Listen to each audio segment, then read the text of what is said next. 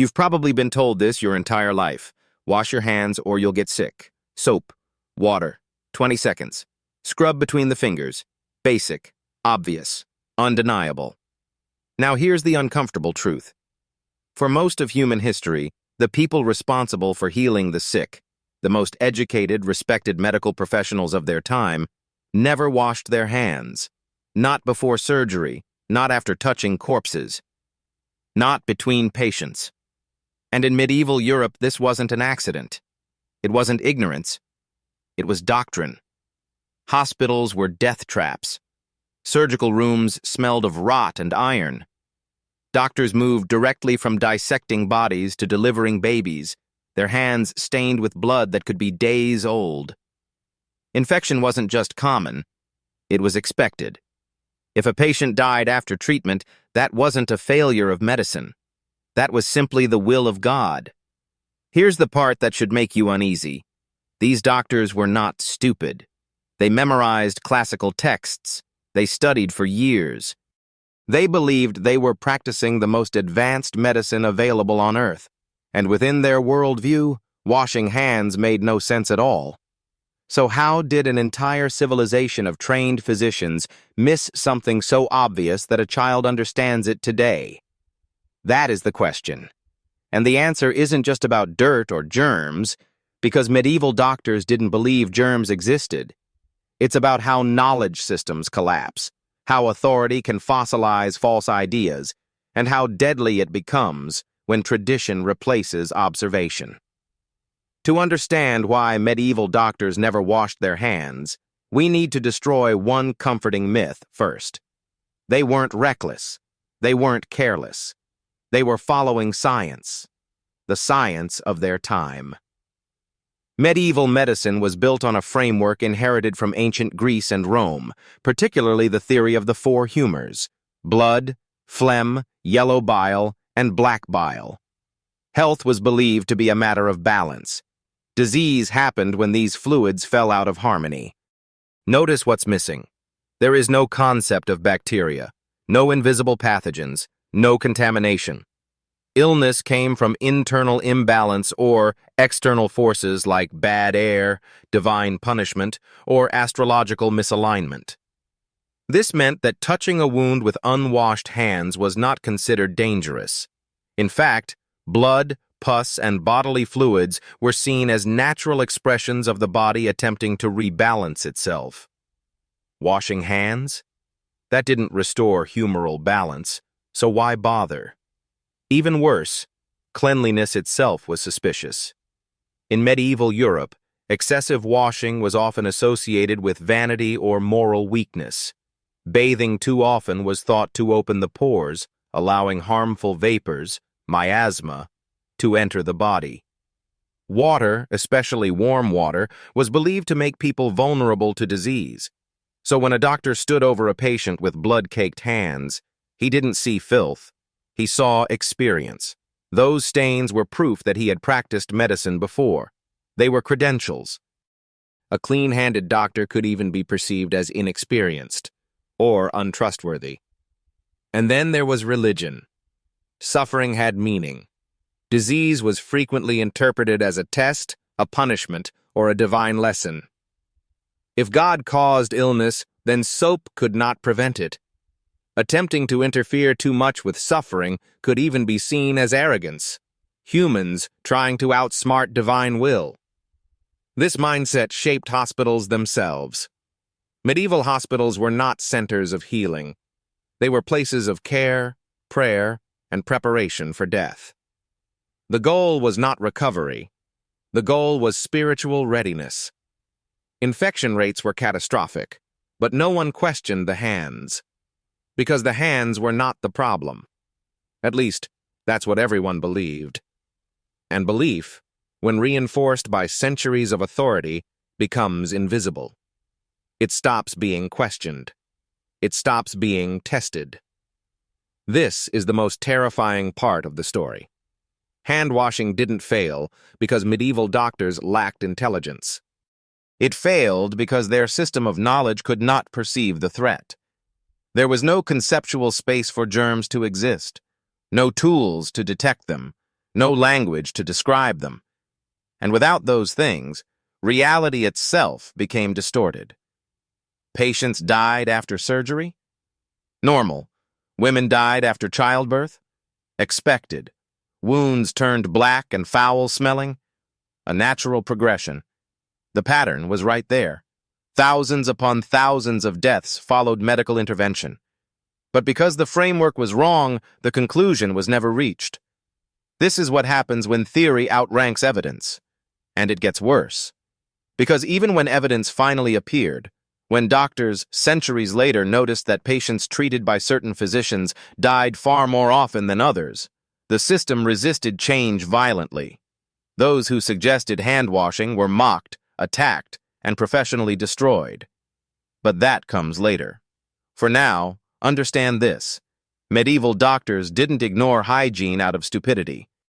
They ignored it because their worldview made it impossible to see danger on their own skin. And that should scare you. Because every era believes it understands health. Every era trusts its experts. Every era assumes the basics are settled. Medieval doctors were wrong about hands. The question you should be asking is not, how could they be so blind? It's this. What are we blind to now? Once you accept that medieval doctors were operating inside a closed system of belief, the next question becomes unavoidable. If hand-washing was so deadly to ignore, why did no one notice sooner? The answer is uncomfortable because it reveals how deeply human institutions resist truth, even when that truth is written in bodies. Medieval doctors did notice patterns. They saw that surgery often ended in death. They saw wounds fester and blacken. They saw women survive childbirth at home but die in hospitals.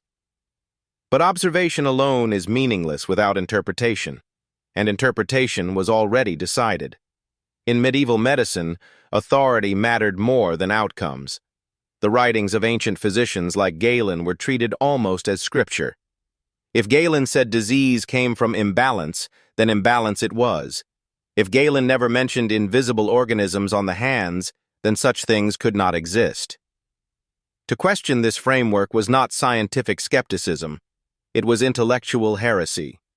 Medical training in the Middle Ages was not about experimentation. It was about memorization. Students copied texts, recited doctrines, and learned how to apply ancient logic to new patients. The body was not a system to be tested. It was a mystery to be interpreted through tradition. That meant something critical never happened. Controlled comparison. No one systematically compared outcomes between doctors who washed and doctors who didn't. No one isolated variables. No one asked whether the healer himself might be the vector of death, because the healer was sacred. Doctors occupied a strange social position. They were agents of healing, but also symbols of knowledge. To suggest that a doctor's hands were killing patients was not just an insult. It was an attack on the entire hierarchy of expertise. And hierarchies defend themselves. This is why medieval hospitals became epicenters of disease rather than sanctuaries of recovery. Patients were packed together, wounds exposed, tools reused without cleaning, linens soaked in blood and pus. The air stank, reinforcing the belief that bad smells caused illness, further distracting from touch as the true culprit. Everything pointed outward. The air, the stars, God's will, never the hands. Even the act of surgery itself worked against discovery. Surgeons were often considered lower status than physicians. They were manual laborers, barbers, craftsmen, not scholars. Their experiences, their observations, their failures were rarely recorded with authority. So when they noticed patterns, no one listened. This separation between thinking medicine and dirty work created a fatal blind spot. The people closest to the blood had the least voice. The people with the most influence rarely touched patients at all. And then there was fear. Acknowledging that doctors were spreading disease would have shattered public trust. It would have forced medicine to admit that it was not merely ineffective, but actively harmful. That kind of admission is institutionally unthinkable. So denial became safer than reform. This explains why even obvious counterexamples were ignored. In some communities, midwives, who washed their hands for practical reasons, had lower mortality rates than physicians. But midwives were women. Their knowledge was dismissed as superstition or luck. Truth without status is invisible. What's haunting is how close medieval medicine came to the answer, without ever grasping it. They believed in contagion in a vague sense. They knew diseases could spread, but they imagined transmission through air, odors, or proximity, not through microscopic life carried on skin. Without magnification, without germ theory, without experimental culture, the invisible remained impossible. And yet the cost was enormous. Surgeries that should have saved lives killed instead. Minor wounds became death sentences. Childbirth, one of the most natural human processes, turned into a roulette wheel of survival. All while doctors stood confidently at the bedside, convinced they were doing everything right. This is the part of the story that feels hardest to accept. Good intentions don't protect against catastrophic error. The medieval physician was not cruel. He was committed. He prayed. He studied. He followed the best knowledge available. And he was wrong. Deadly wrong. The real horror is not the blood-stained hands. It's the certainty behind them. Because certainty stops questions.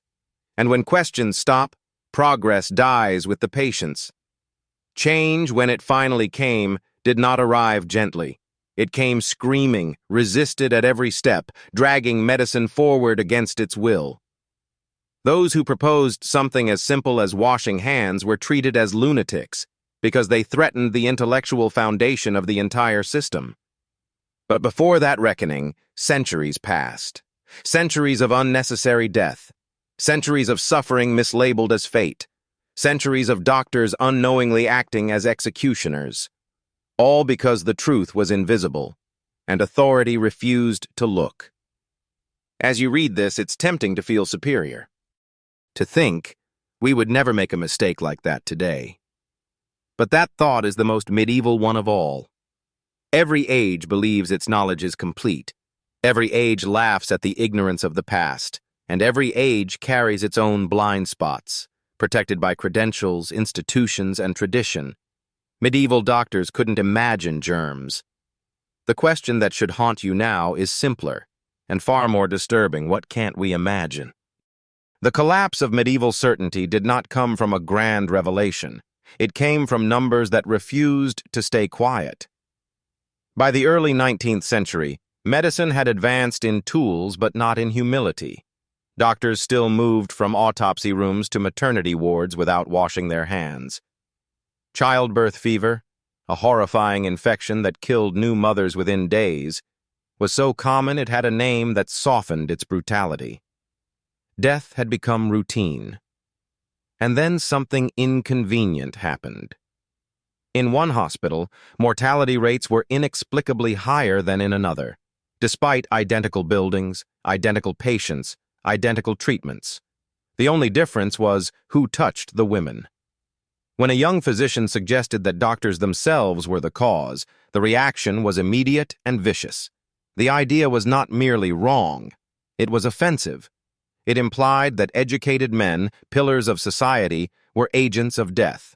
So the system did what systems always do when threatened. It attacked the messenger.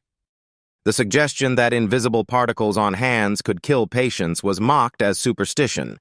There was no accepted mechanism, no theoretical backing, no ancient authority.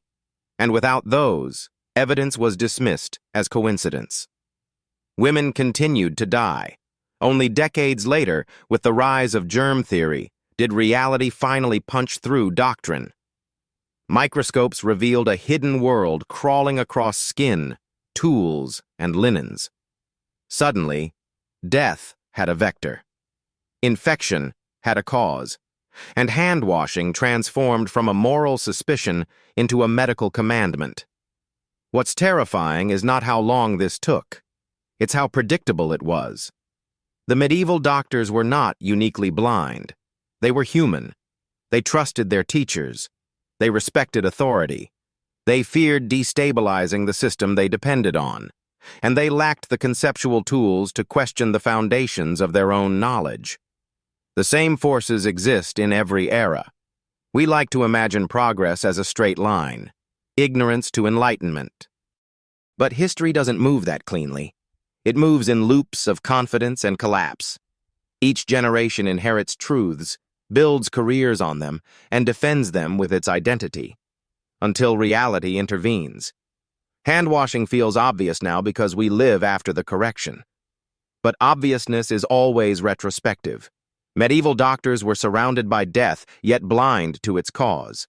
Not because they lacked compassion, but because their framework told them where not to look. And frameworks are invisible to the people inside them. That is the real lesson. The danger isn't stupidity, it isn't cruelty. It's certainty without curiosity.